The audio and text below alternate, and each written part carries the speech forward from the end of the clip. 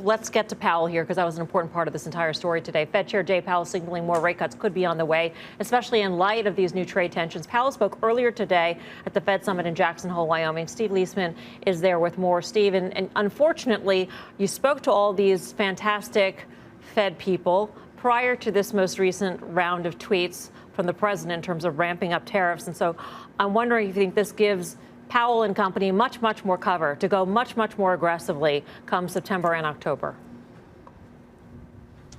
That's a good question, Melissa. I'm not really sure. I mean, I think what we know from the speech today is how the Fed is going to react when these tariffs take place. Powell was guardedly suggesting the Fed could be cutting rates in the months ahead, even though he said the U.S. economic outlook is and remains pretty favorable. Here's some of the things Powell said. He said there's evidence of global growth deterioration since the last meeting, saying trade policy is playing a role in the global slowdown. Said business investment and manufacturing both have weakened. He noted that there is only so much the Fed can do, though, to offset the effects of trade. And that's sort of an answer to Melissa's question. Now, his top deputy, Richard Clarida, he sat down an exclusive CNBC interview, backed up the chairman's outlook. The economy's in a good place right now. You know, markets go up and down, so we try to filter through the day-to-day. But obviously, the global outlook has worsened since our July meeting. The global economy is slowing, and there are disinflationary pressures. And so we're not looking at any one day, but we're looking at the trend in the data to make our decisions. For the record, Clarida did not specify whether or not the Fed would be cutting rates. Powell, though, faces a divided committee. Not every Fed official thinks it's appropriate to lower interest rates. I saw the arguments on both sides. I think they were very cogent arguments. I supported leaving rates the same, you know, and looking for more data and letting things play out a little bit longer. I haven't made up my mind yet before I go into that FOMC meeting. Messer thinks the Fed is in a good place right now. Fed meets again in September. Markets expecting a rate cut. In fact, since the president's tweets today, markets now fully pricing in 3 rate cuts by year end. And in answer to Melissa's question, I think the trade outcomes now are more determinative of Fed policy outcomes than anything else. I think you guys are right that the trade story now is in front of the Fed story, Melissa. Absolutely. Steve, thank you. Steve Liesman, joining us from Jackson Hole, Wyoming. It does look like at this point, it almost looks like the Fed is a derivative of trade, because trade has a direct impact on the economy, the global growth outlook, and that will determine what the Fed does. And you saw that manifest itself in the stock market today, because Jay Powell said, listen, there is no rule book or no set rules on how to handle a trade dispute, and they're going to go by the data dependent, which they always say. But if you look and you say, okay, well, a trade dispute is going to make the data deteriorate, then of course you're going to have a Fed that cuts rates. It's not going to help, but they'll continue to cut rates because that's all they can do. So are we at a point where the Fed cuts rates and the market doesn't look at that positively? Yes. I think you're at a point where it's 50 basis points is going to re-enter the conversation. I don't think 50 is going to happen, but I think there was a shot that 25 didn't happen before. I think there was a shot that they were going to do nothing and just say we're going to continue to monitor. Now I think you get your 25, 50 enters the dialogue, you at least get 25.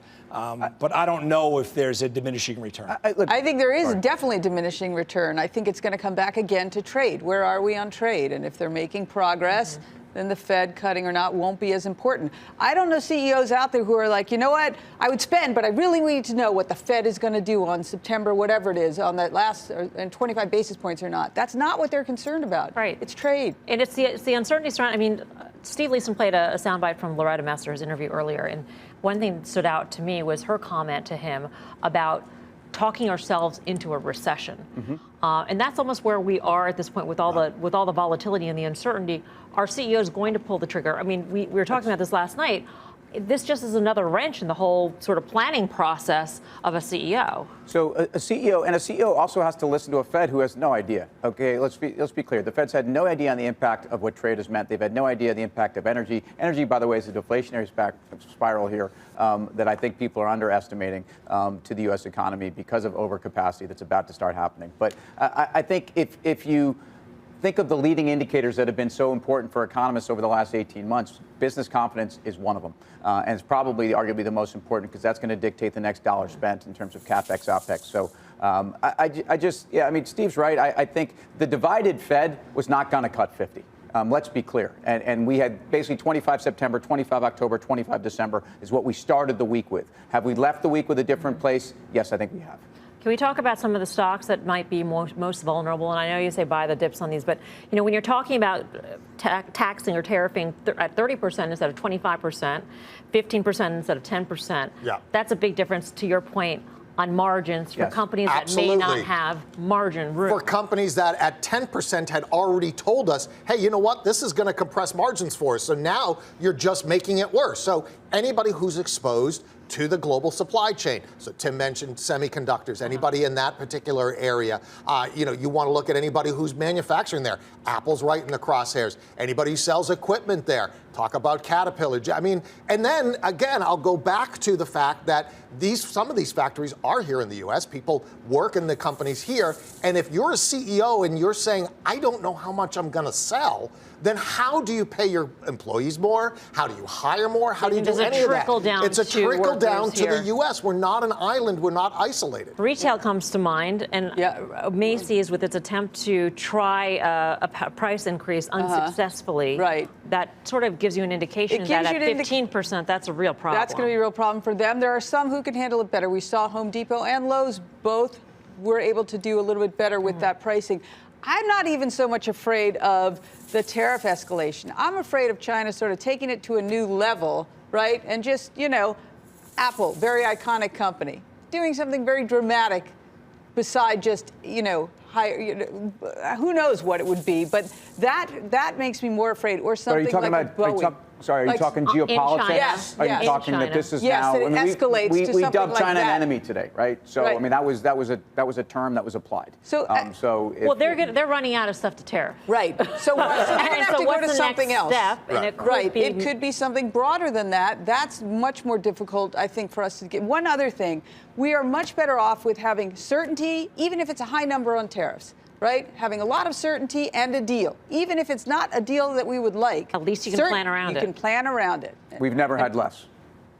Yes. We've never had less than we have this afternoon. Having said all that, let's throw some positive back on this really quick. I mean, for the last 10 days, we've also been talking about the resilience of the U.S. consumer. We've been talking about those stocks that have outperformed in this environment. And if you saw some of those trade down today, and even a Starbucks and a McDonald's were not immune to today's activity, I think these are going to continue to be safe haven places. The U.S. consumer is fine.